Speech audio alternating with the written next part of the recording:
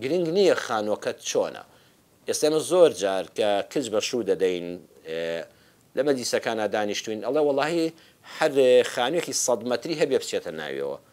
ڕاستە گرنگە ئەگە خوا دەکاتەوە خانوویەکی خۆت هەبێ و کرێکی نەبی باشە، بەڵام نا گرنگ خانووەکە نییە، گرنگ ئەوەیە ئەم خانووە ماڵ بێ، چونکە هەموو خانوویەک ماڵ نییە، ماڵ جیاوازە لە خانووی. یەکەم ئەوە تا دەبینی لە گەڕێکێکە خانوویەکی سێقات ببینە، ئەگەر کەسی تێدا نەبوو من و تۆ بە زمانی کوردی خۆمان کە بەلای ئەو خانووەدا ڕۆژین ئەو خانووە چۆڵە، کەچی ئەگەر خانوویەک 50 مەتر بێ، 70 مەتر بێ، 100 مەتر بێ، یەک ژوور بێ کە ژنومێردێکی تێدا بوون ئەڵێت ئەو ماڵەوە ماڵی کاک فڵان کەسە، ئەو ماڵی دادا فڵان کەسە. چاو لێ بە بوونی ژنومێرد یەکسەر بوو بە ماڵ، کە ژنومێردی تێدا نەما پێڵەن خانوو، کەواتە شەرنی هەموو خانوویەک ماڵ بێ. دووەم زۆر جار خانوویەک کۆشکێکە، خانووەکە لە ڕووی بیناسازیەوە باید چەند دەفتەر هەر بەس دیکۆراتی پێشەوەیەتی هەر نازانی سەیری چیکەی، باڵەخانەیەکە باید چەندەها دەفتەر دۆلارە هەیە، بە ملیۆن دۆلار خانوو هەیە لەم شارانەدا،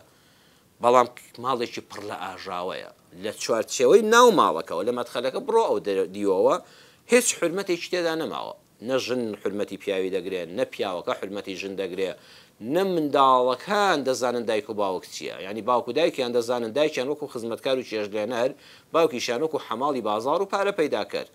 هیچ ڕێزێک حرمەتێک ئەدەبێک لەو ماڵەدا نەماوە. بۆیە کاتێک پیاوێکی بەڕێزی وەکو جەنابتان، دادەیەکی بەڕێزی وەکو جەنابەت هاتوچێ ئەو ماڵە دەکا کە دەبینێ ئەم ماڵی کە لە دەرەوە خۆزگەی پێدەخوازرا، ئەگو فڵان کەس خاوەنی ڤێلایەکە کۆشکێکە لە فڵان گەڕەکی ڕاقی شاردا، ئەو هەموو دەفتەر دۆلارە دەکا، هەر ئەرزەکەی ناکڕدرێ، هەر شوێنی بۆشی لێ نەماوە. بەڵام کاتێک کە دەچێت ناوە ڕۆکەکەیەوە وەکو گوێزێک وایە لە دەرەوە سەرنجت ڕادەکێشە، کەسی کە دەیشکێنی ناوەکەی پوچە، ئەم ماڵە لە ناوە پوچ بووە چونکە حرمەت و تەبایی و ڕێزی تێدا نەماوە. ئەو کاتە کە دەیتەوەڵی بەخوا فڵان کەس بێماڵە، بێماڵ و حاڵە، ها کوردواری وشەکەی زۆر جوانە، بێماڵ و حاڵە، ماڵی نییە بەخوا حاڵیشی نییە چونکە ئارامی لە خێزانەکەیدا نەماوە.